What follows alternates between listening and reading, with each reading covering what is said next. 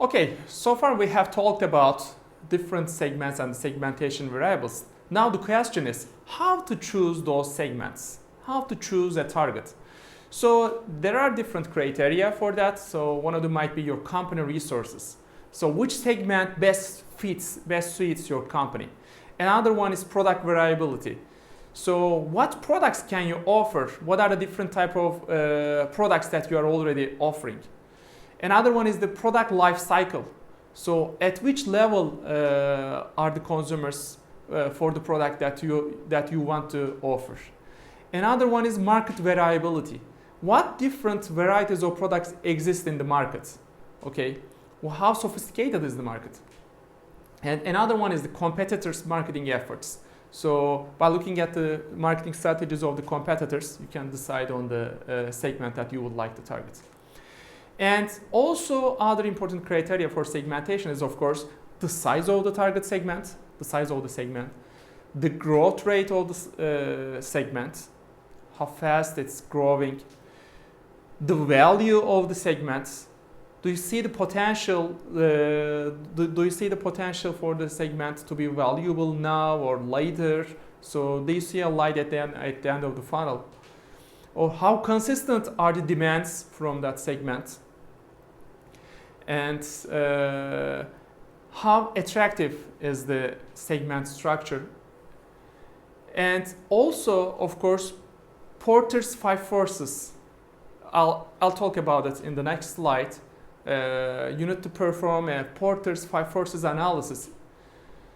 And also, as I told, attractiveness of the segments and the aim of the firm needs to match. Okay, so you might want to segment you might want to target one segment, but if it doesn't fit the values, the culture of your firm, then you shouldn't go for it. Okay, then you need to target a segment which fits your company.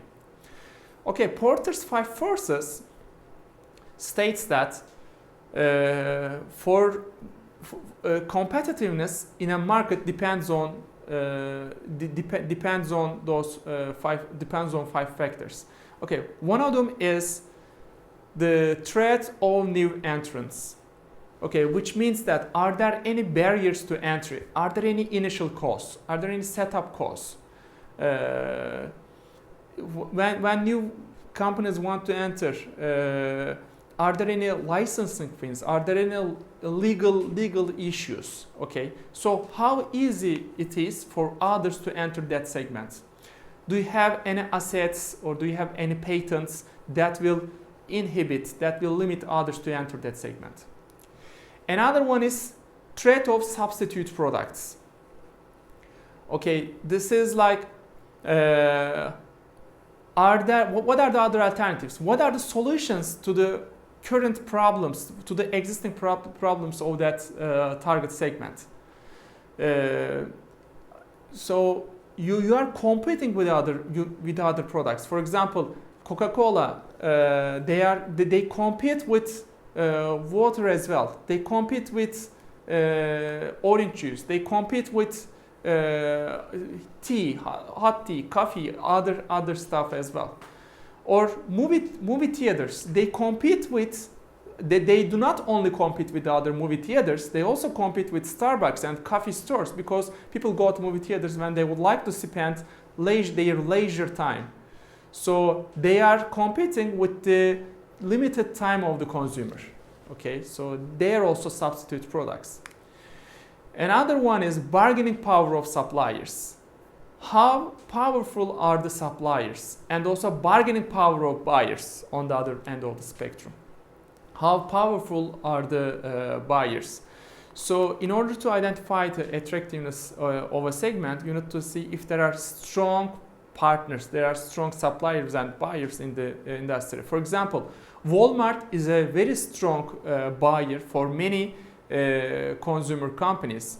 For example, although P&G is a very powerful company as a supplier for other retailers, in case of Walmart is more powerful than P&G, and Now they demand their prices. The stronger one demands their prices from the suppliers. Another one is rivalry among existing competitors. Okay, how intense is the competition? How many companies are there? How many similar products are there? What are the competition based on? Is it based on price? Is it based on differentiation? And also, in terms from the perspective of the consumers, are they attached to some existing companies in terms of switching costs, in terms of network effect, in terms of learning cost? If there is monopoly, if there is oligopoly, duopoly. So after giving this brief introduction to Porter's five forces, I actually suggest you to read more about the subject from the reading materials that I will be sharing. And finally, I would like to talk about positioning part of the STP model. Okay, positioning is your both strategical and tactical part. So in that case, after you have segmented the market, you have decided on your target segment. Now you need to position your product for your target segment. So positioning means that positioning is like getting a share of mind, getting a mind share from the consumers, having a place in the consumer's minds. So this term was introduced to the marketing by Al Ries and Jack Trout in the late 70s, and since that time it's been widely accepted and used. And I also suggest you to look more about Al Ries and Jack Trout to learn more about positioning. So let me give you some examples about what does it mean to have a place in consumers' minds. For example, when we say Volvo, so people think about it as okay, it's a safe car. So they own the position. Positioning means owning some part of the brain in the consumer. So they own the safety part. Okay, Domino's Pizza. So they own the fast and quality because they promise that if they do not deliver the pizza in 30 minutes, then they will give you an extra pizza or they will give it for free. Okay, so they always promise on the speed. FedEx, they also guarantee next day delivery. So they own the part of your brain based on the guaranteed delivery. Nike, they promise on performance. Okay, they consistently promise on that. So they all own your brain based on that positioning. And there are also points of difference and points of parity in positioning. And you need to know which category that it belongs. So points of difference mean that how your product is different than other products in the same category. And points of parity means that how your product is similar to other products in the same category. So people need to perceive your product in a single category. Let me give you an example. Let's think about a toothpaste, but it is but it's like a chewing gum. Okay, so you need to decide which category it belongs to. You can either communicate the product as a chewing gum, which has a toothpaste feature, and you can place the product in the chewing gum shelf in the supermarket, or you can position your product as a toothpaste which has a chewing gum feature and place the product in the toothpaste shelf. So that's why it is important to decide which category it belongs to. And then people will start to compare the product with other products in the same category. Now let me give you an example to another product. So here in the example, Gillette sensitive products combine extraordinary shaving performance with comfort and meet the needs of men who state they have a sensitive skin. This is called a positioning statement. Okay. Now in this positioning statement, let's identify the target segment, the points of difference, and the points of parity. Okay. So the target segment here is, as you might see with the red color, the man who state they have a sensitive skin. Okay, man with a sensitive skin is the target segment. And let's look at what are the points of difference. The points of difference are those people who have a sensitive skin and which demand performance with comfort. Okay, so they would like to have a product in the shaving category, okay, as a shaver, which provides performance with comfort. This is also, as you might imagine, this is also a part of behavioral segmentation, and people look for the benefits of performance with comfort. And another one is, let's look at the points of parity. So points of parity, the similarity of the product is, as we have already mentioned, the shaving category. Okay, so it is a shaving product. Okay, so I would like to emphasize once more that the most important concept of marketing is positioning. How you position your product, your service, your brand, your company, yourself. So you need to first identify the target segment for whom you are delivering your product, your value. What is the point of difference? We can also call it as reason to buy. What is the reason to buy your product? The point of parity. What is the reference point? What is the category that the product belongs to? And what else is included in positioning? The marketing mix, which means product, price, promotion, and place. And in positioning, you need to focus on just a few of the key benefits. So your product might have different values, as in the example of Volvo. Volvo is not only a safe car, it is also a luxury car, it is also a good value car, it is also a comfortable car, but they do not promote those attributes of the product. They just concentrate on the safety, just to own a share in the minds of the consumers. So just concentrate on a few, once or two, no more than two key benefits of the product. And identify it as a unique selling proposition for your target segment. And also identify a benefit, a value, which cannot be copied, which cannot be easily imitated by other competing products. And also by positioning, you make a choice. You have to make a choice, which means that you have to give up on other product attributes, okay? Choosing means giving up on other attributes. So you have to choose. So try to answer that question. If you have to choose only one benefit that your product is offering, what would it be? Okay, think about it. And in terms of the strategy, how it affects is, not only positioning affects the message, the communication part, it also affects the product development stage. It also affects how you create value for your customers, okay? So with the strategic vision, you create positioning and the message, but the positioning again affects the product development process. And now I would like to introduce you another positioning template. I showed you a positioning statement. Now I'd like to show you a positioning template by Jeffrey Moore and Guy Kawasaki, which are some of the well-known people in the entrepreneurship literature. So you try to write your unique value proposition, your positioning statement in that template.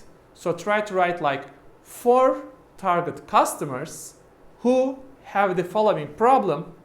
Our product is now describe the product or solution that provides, now cite the breakthrough capability, the value that we are offering in the which category. And unlike the competition, our product or solution is different, blah, blah, blah. So what is your competitive differentiation point, the points of differentiation? Okay, now let's make an example for a well-known brand, Starbucks. So this is an example that I wrote, so it's not something formal. It might be wrong, but it's just to give you a feeling, it's just to give you a sense of what it will look like. So we can say the positioning template for Starbucks. Starbucks is for people who are well educated, living in the city, with middle upper class income, and who have needs to meet with friends, who have meetings, spend good time in a relaxing atmosphere. And Starbucks is a coffee shop. So now we described the category that provides comfortable seats, lively ambience, friendly staff, and genuine relationships in the cafe category. And unlike other cafes, such as Mado in Turkey, a Turkish coffee shop, or Gloria Jeans, our product offers fast service without waiters with easy to grab food and drinks. Okay, so now try to write your own positioning templates for the companies that you are already working on. Now you will try to understand the unique value proposition, the points of parity and point of difference. So it is easier for you to remember in that case how to write the positioning template. Let me show you an example to a positioning map, how we use it in marketing. So the example on the chart belongs to a study that I performed with one of my students for the coffee shop industry in Turkey. So we performed a study called, with a method called perceptual mapping or cluster analysis. And in that case, we identified a positioning map for all the coffee shops in Turkey. And then we put those coffee shops on an XY two-dimensional space. On one space, we identified as, the local and global companies, and on the other axis, we identified as the more standard atmosphere and more temporary atmosphere. So this is what a positioning map look like, and you can find similar positioning maps for different product categories. And by looking at those positioning maps, you can see, as an entrepreneur, you can see which positions are still empty, which position can you fill in that positioning map. Here you can see that on the temporary side, on the right side of the chart, the coffee shops are missing. There might be an opportunity, or might not be, I don't know, but it shows that there are not many coffee shops concentrated on those areas. And in terms of the marketing mix, in the next lectures we'll start talking about the marketing mix. So I have already talked about it consists of product, price, place, and promotion, but this is from a company-focused perspective. From a customer-focused perspective, we call the product as the customer solution. The price, customer cost. Place, convenience for the customer. Promotion, communication for the customer. Okay, this is what we mean by the marketing mix. So at the end of our first 2 weeks lectures, I'd like to conclude as marketing is a process of value creation, delivery, and communication. Marketing creates solutions for the consumers who cannot state or do not know how to satisfy their needs. So that's why you need to concentrate on the latent needs. You need to rely on the observation, not only the stated needs which are told by the consumers. Marketing is both strategical and tactical. And marketing is at the same time both an art and a science. And marketing is strategically based on segmentation, targeting, and positioning. And marketing has the main strategies of differentiation, low cost, and focus.